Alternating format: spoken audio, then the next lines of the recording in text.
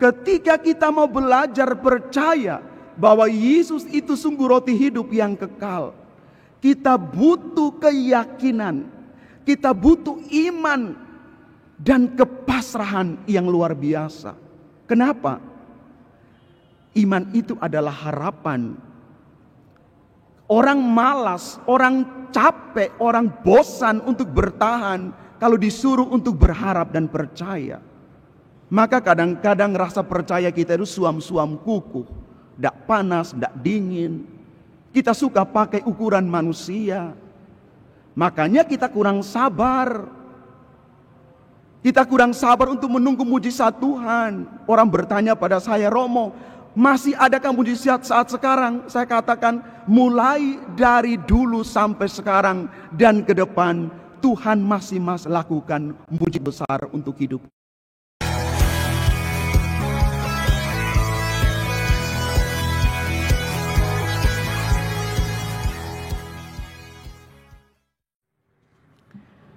Bapak, Ibu, Saudara dan Saudari, jemaat Tuhan yang terkasih.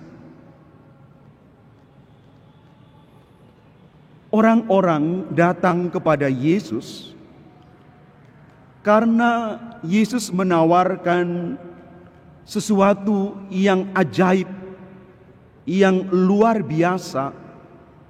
Dan tanda ajaib itu adalah ketika Yesus berbicara tentang roti kehidupan, makanan spiritual dari Allah. Tetapi orang-orang Yahudi sebangsanya bersungut-sungut di dalam hati. Bahkan ada yang menolak Yesus karena dua hal. Yang pertama, mereka melihat latar belakang keluarga Yesus. Mereka tahu dari mana Yesus. Anak muda ini mereka kenal dengan sangat baik. Mereka tahu keluarganya. Bagaimana Yesus mengatakan, "Aku telah turun dari surga." Yang kedua, mereka melihat dan meyakini roti adalah roti jasmani. Roti lahiria yang mereka makan setiap hari. Lah dalam konteks kita, mungkin kita belum sampai pada titik kita makan roti. Kita mungkin makan nasi. Ini alasan-alasan, maka orang-orang Yahudi itu bersungut-sungut. Saya ketika merenungkan teks ini, saya memposisikan diri saya di posisi orang-orang Yahudi itu. Lah kalau saya hidup di zaman itu, pasti saya pun demikian. Karena saya melihat Yesus dalam konteks manusia biasa. Kita hidup di zaman sekarang, ketika sudah mengenal segala ajaran, eksegese, tafsir kitab suci, maka dengan mudahnya kita bisa mengatakan Yesus sungguh roti hidup. Maka perhatikan di dalam teks hari ini, Yesus perlahan-lahan mengajak orang-orang Yahudi untuk lebih lagi melihat Yesus dalam kacamata lebih rohani, lebih spiritual. Bukan melihat Yesus manusia biasa, tetapi dia sungguh-sungguh roti hidup. Roti hidup yang adalah dirinya sendiri, tubuhnya sendiri yang dia serahkan kepada kita. Bapak, Ibu, Saudara dan Saudari yang terkasih, saya mengajak kita semua untuk fokus kepada kata-kata Yesus, peneguhannya kepada kita semua. Yesus mengatakan, "Akulah roti hidup. Barang siapa datang kepadaku, tidak akan lapar lagi. Dan barang siapa percaya kepadaku, tidak akan haus lagi." Bapak, Ibu, Saudara, dan Saudari yang terkasih, ketika Yesus mengajak kita untuk datang kepadanya dan percaya kepadanya, ini bukan perkara mudah. Mengapa? Ketika Dia ajak kita untuk datang kepadanya, dari kita dituntut niat, dituntut keberanian, dituntut komitmen yang besar. Mengapa? Karena ketika kita mau datang kepada Yesus, maka kita berani untuk keluar dari zona aman kita, comfort zone kita, yang selama ini sungguh-sungguh mengikat kita. Kita sulit lepas keluar dari zona aman itu, yang mungkin kita berpikir, aku sudah aman di sana. Dalam permenungan saya menemukan beberapa zona aman yang mungkin juga Bapak Ibu menemukan itu. Yang pertama, kita merasa tidak layak untuk datang kepada Yesus.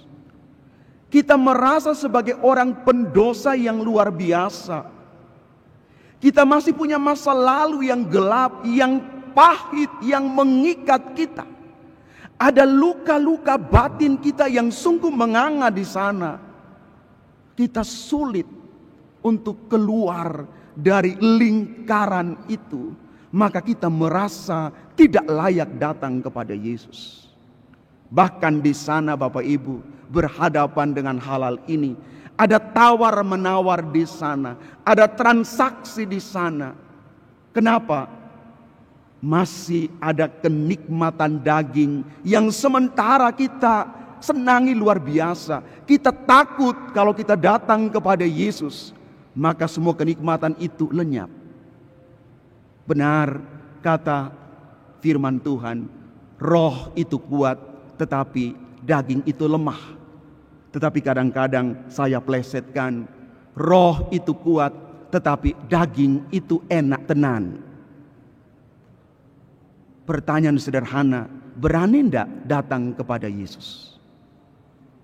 Yang kedua Bapak Ibu, ketika kita mau belajar percaya bahwa Yesus itu sungguh roti hidup yang kekal, kita butuh keyakinan, kita butuh iman dan kepasrahan yang luar biasa. Kenapa? Iman itu adalah harapan. Orang malas, orang capek, orang bosan untuk bertahan kalau disuruh untuk berharap dan percaya. Maka kadang-kadang rasa percaya kita itu suam-suam kukuh, tidak panas, tidak dingin. Kita suka pakai ukuran manusia. Makanya kita kurang sabar. Kita kurang sabar untuk menunggu mujizat Tuhan. Orang bertanya pada saya, Romo, masih adakah mujizat saat sekarang? Saya katakan, mulai dari dulu sampai sekarang dan ke depan, Tuhan masih lakukan mujizat besar untuk hidup kita. Karena Tuhan itu tidak pernah tidur. Ketika orang lama menerima mujizat itu, orang kecewa, orang marah, bahkan orang tinggalkan Tuhan, dia berpaling kepada Allah-Allah yang lain. Orang tidak mengerti bahwa waktu Tuhan bukan waktunya saya. Karena itu dia berpaling ke lain hati, cari sana sini untuk menemukan kedamaian hati, tetapi dia tidak menemukan itu. Padahal Bapak Ibu saudara-saudari yang terkasih, Yesus roti hidup ada di sini. Tidak perlu cari ke tempat lain. Yesus roti hidup itu ada di sini, di dalam rumah tanggamu, dalam keluarga-keluargamu, di tempat kerjamu, di paroki, di lingkungan kita. Yesus itu ada di sini. Dia berjalan bersama kita. Bapak Ibu Saudara dan Saudari yang terkasih, apa pesan firman Tuhan hari ini untuk kita? Yang pertama, mari kita belajar tiap hari untuk tidak pernah jemu dan tinggalkan Yesus, roti hidup kekal itu, dalam situasi apapun juga.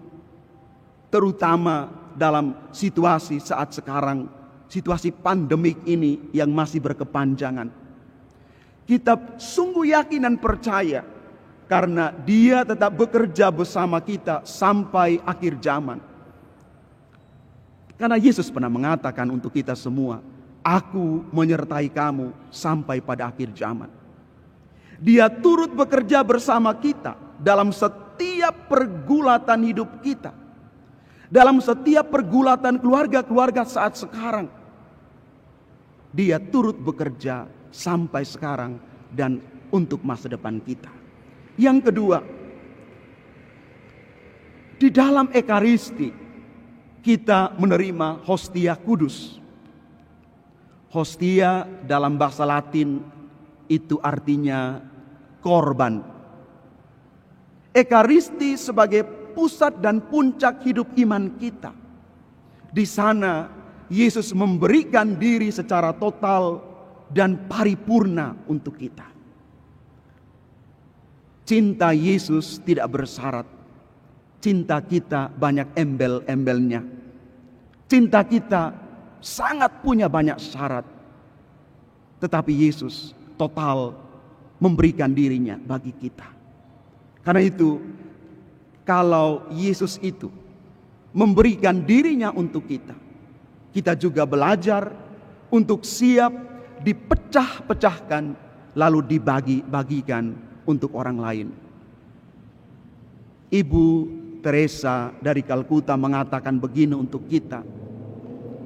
Dunia sekarang bukan lapar dan haus akan makanan atau minuman, tetapi dunia sementara kelaparan dan kehausan akan cinta kasih.